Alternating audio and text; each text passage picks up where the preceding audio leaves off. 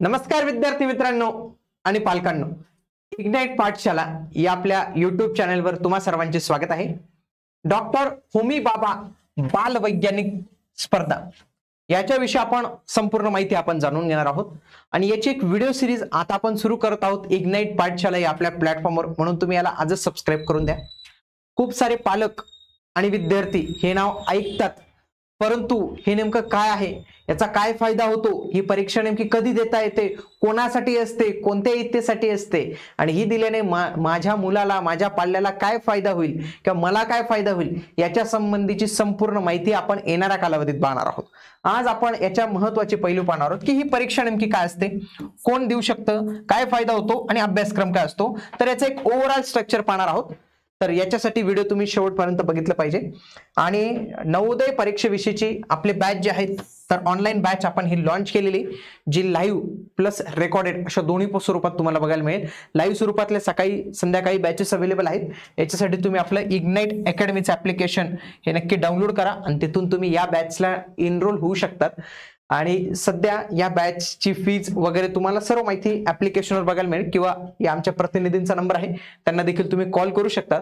आणि बॅच जेव्हा तुम्ही परचेस करायची असेल, जॉईन करायची असेल, तेव्हा जर तुम्ही हा GM10 कोड जर यूज केला ना, तर तुम्हाला आणखी 10% एक्स्ट्रा ऑफ जे आहे तर त्याच्यावर मिळणार आहे।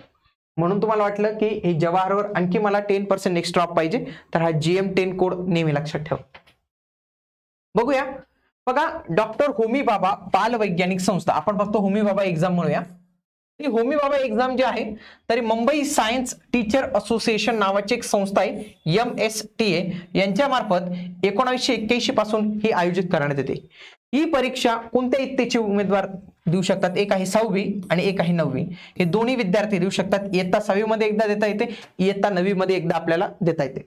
याच्यामध्ये सर्व बोर्ड एलिजिबल आहेत, जसं की महाराष्ट्राचा SSC board, CBSE board, ICSE board, IB board, मग हे सर्व बोर्ड देऊ शकतात। तसेच ही परीक्षा दोन माध्यमांसाठी महत्त्वाची आहे, एक इंग्रजी किंवा मराठी, आणि जे सेमी मध्ये असतात ना इधर के ना उधर के, तर ते इंग्रजी किंवा मराठी दोघांपैकी कोणतेही एक माध्यम जे आहे तर ते निवडू शकतात। उद्दिष्टे काय असतात, पहिलं असतं इनकरेज टॅलेंट, इनकरेज इंटरेस्ट, विद्यार्थ्यांमध्ये विज्ञानाची गोडी आणि वैज्ञानिक दृष्टिकोन वाढवण्याचा याच्या माध्यमातून प्रयत्न असतो। दुसरा असतो नर्चर टॅलेंट, वैज्ञानिक प्रतिभा ओळखणे व घडवणे आणि डेव्हलप स्किल, निरीक्षण, प्रयोग, समस्या सोडवण्याची क्षमता विकसित करणे, तर हे सगळे याचे उद्दिष्ट असतात।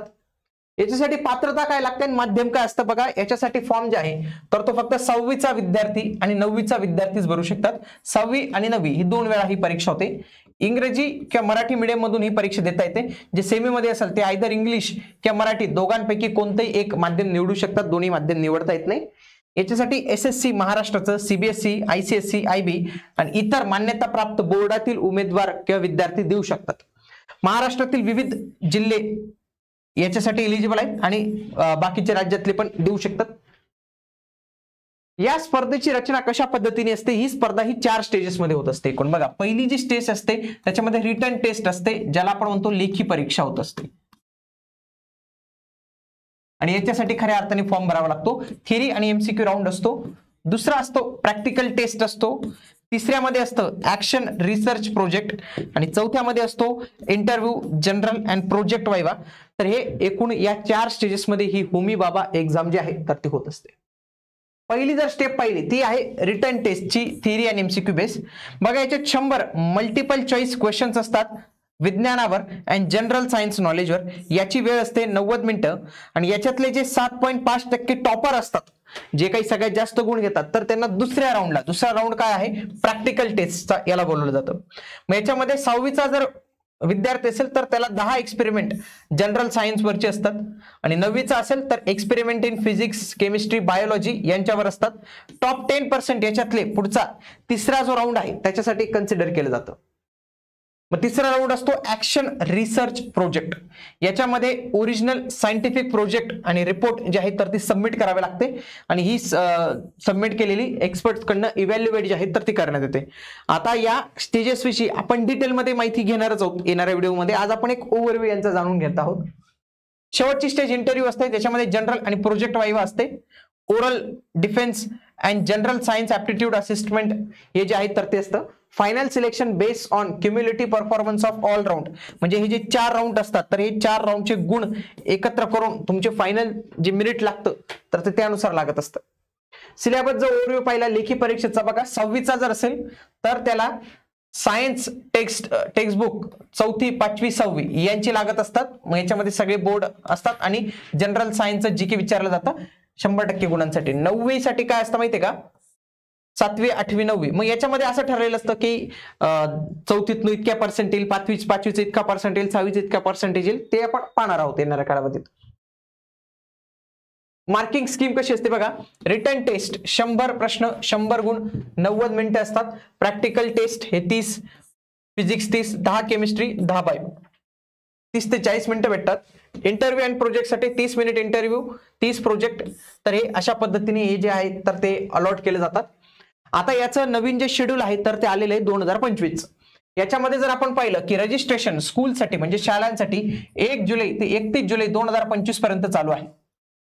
रजिस्ट्रेशन इंडिव्हिज्युअलचं म्हणजे एखाद्याला भरायचं असेल 1 ऑगस्ट पासून तर 16 ऑगस्ट पर्यंत तो करू शकतो.